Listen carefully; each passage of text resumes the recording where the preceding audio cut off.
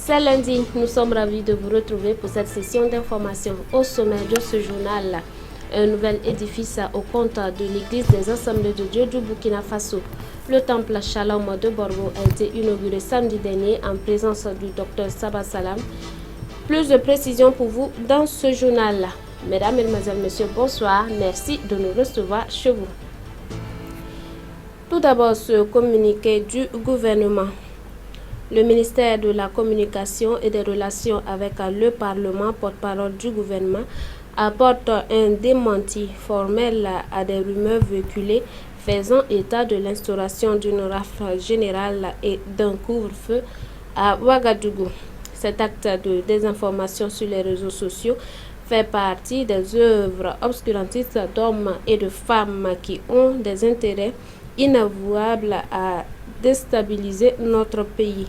Le gouvernement appelle à la population à la vigilance face à cette campagne d'intoxication et de manipulation de l'opinion à travers la diffusion d'informations erronées sur les réseaux sociaux. Il invite les populations à vaquer normalement à leurs occupations. En outre, le gouvernement informe que des actions vigoureuses sont mises en œuvre pour mettre un terme à ces pratiques. Ces actions concernent tant ceux qui publient que ceux qui relaient ces informations erronées.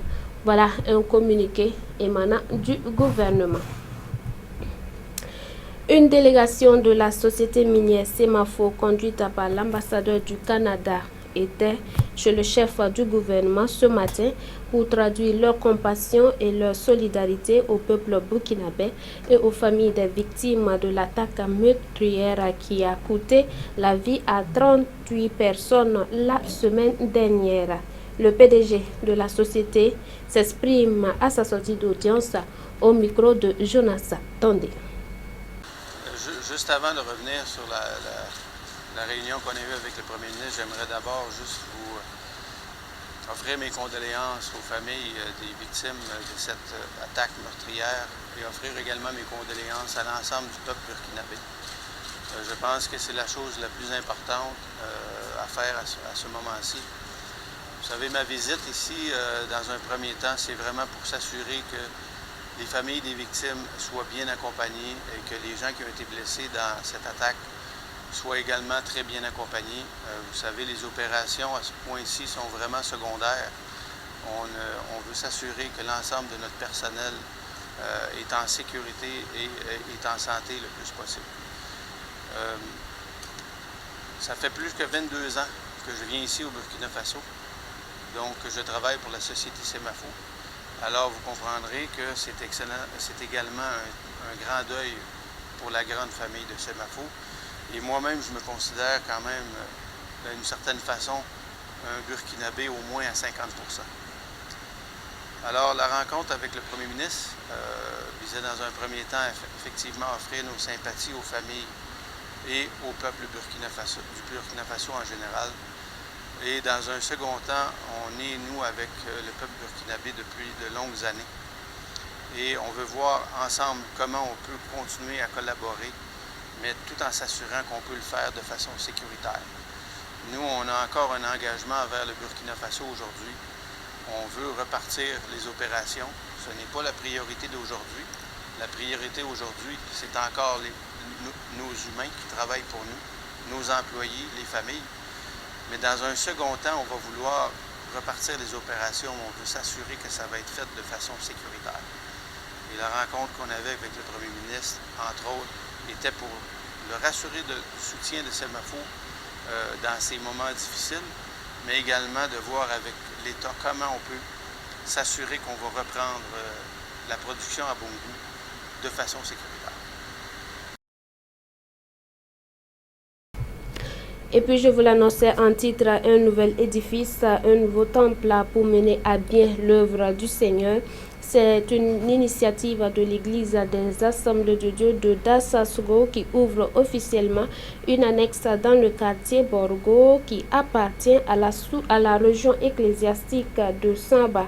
La cérémonie de dédicace du nouveau temple, dénommé Temple Shalom, a eu lieu samedi dernier. Suivons cela dans ces images de Xavier Ouedraogo.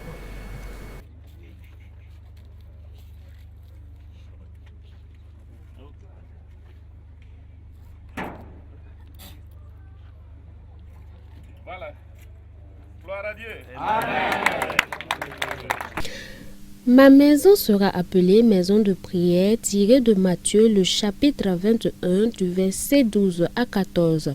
C'est sur ces paroles qu'a été dédicacé le temple Shalom de Borgo à l'Éternel. Pour la petite histoire, c'est en 2005 que le docteur Saba Salam, pasteur principal de l'Église des Assemblées de Dieu de Dasasko, secrétaire général adjoint du Conseil général des Assemblées de Dieu du Burkina Faso, sous l'impulsion du Seigneur, jetait les bases d'un temple à Borgo. 14 ans plus tard, voici construit un temple à format réel pour la gloire de Dieu. La dédicace de cette église me donne de la joie. Une joie partagée avec l'ensemble du bureau exécutif parce que c'est une autre église qui vient de s'implanter où des frères et des sœurs vont venir se nourrir à la parole de Dieu, vont être formés pour être disciples de Jésus-Christ, où des gens vont venir pour recevoir le salut. Donc l'église des Assemblées de Dieu se réjouit et moi particulièrement je me réjouis de ce que cette église a pu prendre pied. Et pour le président de la région ecclésiastique de Samba, région à laquelle relève le tout nouveau temple, c'est un joyau qui est le bienvenu dans la mesure où le standing de l'édifice pourrait accueillir de grandes rencontres de serviteurs de Dieu de la zone. Bon, notre attente de cette église, c'est qu'elle puisse quand même jouer son rôle qu'elle doit jouer dans la région de Samba. C'est-à-dire qu'enseigner les disciples, former les chrétiens, participer au développement holistique et spirituel de notre région de Samba. Pour le pasteur, c'est être vraiment un pasteur accueillant et afin que tous ceux qui vont venir pour une première fois, qu'ils ont envie encore de revenir et de participer à des différentes rencontres au sein de cette église pour vraiment relever le défi. Celui qui a été officiellement installé comme pasteur principal du temple Shalom de Borgo a déposé ses valises en 2008 dans les locaux. Jeune pasteur avec son épouse, que de difficultés rencontrées, que de défis relevés, la gloire est à Dieu le Père. En outre, le pasteur Daniel Zida entend s'aligner sur les paroles de l'orateur du jour qui stipule que le temple Shalom de Borgo sera appelé maison de prière et non autre chose. L'évangélisation, c'est la première mission que le Seigneur a donnée à l'Église et à tout chrétien. Une Église qui n'évangélise pas, on se demande la raison même d'être de cette Église. Donc, arrivé ici en 2008, nous avons installé un comité qui a travaillé beaucoup pour l'évangélisation et nous sommes toujours dans cette dynamique.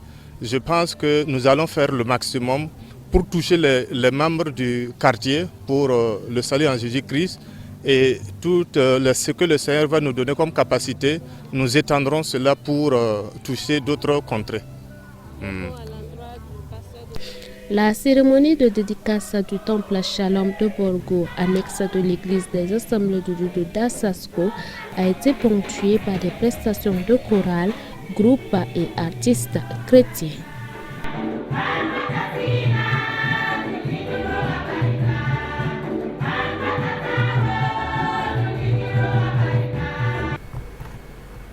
Nous parlons art, culture. Dans ce journal, la fable contemporaine est une œuvre théâtrale du réalisateur et conteur burkinabé Gérard P. Kintra qui retrace l'insurrection populaire qu'a connue le Burkina Faso les 30 et 31 octobre 2014. L'œuvre est intitulée Kosiam.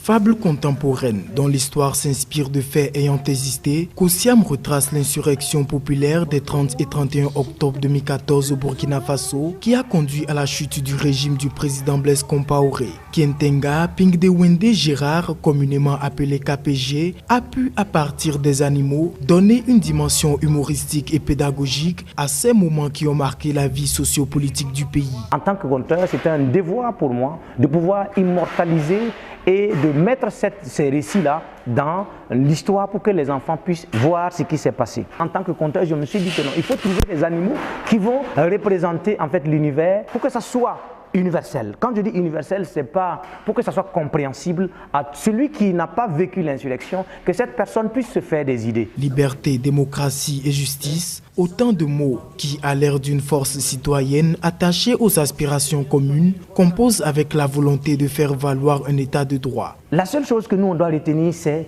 ce qui nous lie. Ce qui nous lie, c'est notre sang. Ce qui nous lie, c'est l'humain. Si nos ancêtres ont traversé ce temps-là jusqu'à aujourd'hui, ça veut dire qu'en fait, ils avaient aussi des valeurs qu'ils véhiculaient. Et quelles sont les valeurs positives que nos ancêtres avaient? Il faut que nous, on reprenne ces valeurs positives-là, on les réadapte, qu'on écoute la nature. Jouée à l'occasion de plusieurs festivals en Europe, la mise en scène de Kosiam est le fruit de près de 3 ans de réflexion. Par ailleurs, la tournée de Kosiam dans les instituts français de Bamako, Dakar, Cotonou et Ouagadougou continue pour d'autres destinations, dont le festival d'Orly en France, le festival d'Antony et bien d'autres festivals prévus pour 2020. Et puis hors de chez nous, après 2 reports, le Cameroun a finalement annoncé dimanche dernier la tenue d'élections législatives et municipales le 9 février 2020, alors que le pays est confronté à une grave crise dans ses zones anglophones. Le Cameroun tiendra ses élections législatives et municipales le 9 février 2020, selon un décret présidentiel rendu public ce dimanche. Le dernier scrutin législatif et local a eu lieu en 2013. Le président Paul Biya, réélu en 2018, a dû reporter ses élections à 2 reprises. La présidentielle de 2018 a provoqué une crise politique dans ce pays d'Afrique centrale où Paul Biya règne depuis 37 ans. Le chef de l'opposition Maurice Kamto et certains de ses partisans ont été emprisonnés pour avoir dénoncé des irrégularités lors du scrutin. Depuis sa libération en octobre, les tentatives de Kamto de tenir des réunions publiques n'ont pas été approuvées par les autorités. Son mouvement pour la renaissance du Cameroun a déclaré que le parti avait demandé que certaines conditions préalables soient remplies, notamment la révision du code électoral. Le SDF, principal parti d'opposition, ne s'est pas encore prononcé quant à sa participation aux élections législatives annoncées. Longtemps considéré comme un pays relativement stable, le Cameroun fait désormais face à 2 crises sécuritaires. Sur le sol européen à Paris, plus de 13 000 personnes défilent dans les rues contre l'islamophobie. Cependant, c'est ce autocollant de l'étoile jaune qui suscite plus d'indignation de plusieurs personnes. À Paris, plus de 13 000 personnes défilent dans les rues contre l'islamophobie. C'est pendant ce rassemblement qu'un autocollant particulièrement polémique est distribué aux participants. Le sticker apparaît notamment sur cette photo partagée par l'élu Europe Écologie Les Verts Esther Benbassa. Une étoile jaune accompagnée d'un croissant et le mot musulman, arboré sur cette photo par plusieurs personnes dont une petite fille. La ressemblance de ce symbole avec l'étoile jaune obligatoire pendant la Seconde Guerre mondiale est manifeste. Immédiatement, la photographie provoque un tollé. Personnalité de la communauté juive de France ou personnalité politique, les réactions déferlent. Bon enfant, je vois surtout sur cette photo une enfant instrumentalisée, à laquelle on fait honteusement porter une étoile jaune. La situation des musulmans de notre pays n'est en rien comparable avec celle des juifs dans les années 30-40. Cette comparaison est indécente. À gauche, David Assouline, vice-président du Sénat, exprime son indignation sur Twitter. Cette photo avec une petite à qui on a collé une étoile jaune, je cherche les mots pour dire mon écœurement. Pathétique, indigne, obscène, c'est ça, obscène. Nombreuses réactions également de représentants religieux comme celle de l'imam de Bordeaux, Tarek Oubrou, ce lundi. Ceux qui arborent cette étoile jaune ne connaissent pas l'histoire des Juifs en France. On ne peut pas faire des comparaisons comme ça. On n'est pas dans les années 30. Ce dérapage ne sied pas à cette manifestation qui dénonce l'exclusion de cette manière-là. De son côté, Esther Benbassa, elle-même juive, se défend de tout antisémitisme ou négationnisme. Cette polémique s'ajoute en tout cas à celle suscitée depuis déjà plusieurs semaines par l'organisation de la marche. Au Chili, le président de la République semble avoir cédé aux revendications de la population. Il a annoncé être finalement favorable à la rédaction d'une nouvelle constitution du pays.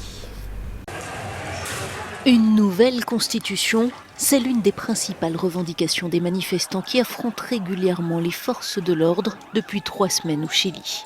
Le président Sebastián Piñera n'y est plus opposé, c'est du moins ce qu'assure son ministre de l'Intérieur.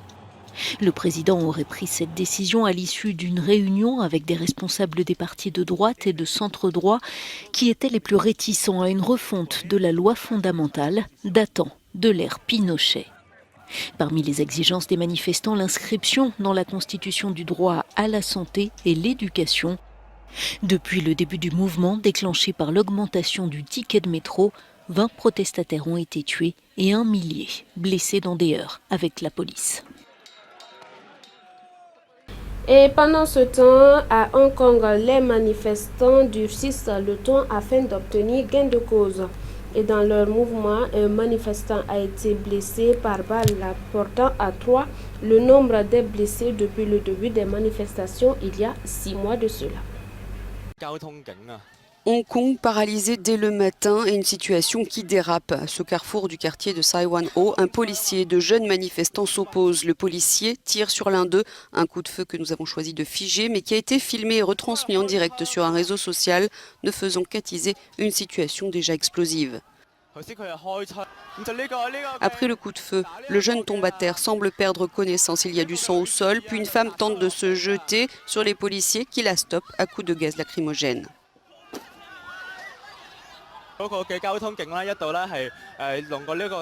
Le jeune blessé se relève ensuite avec l'aide des policiers. Une fois debout, il tente de s'enfuir en partant en courant. Il est plaqué à terre.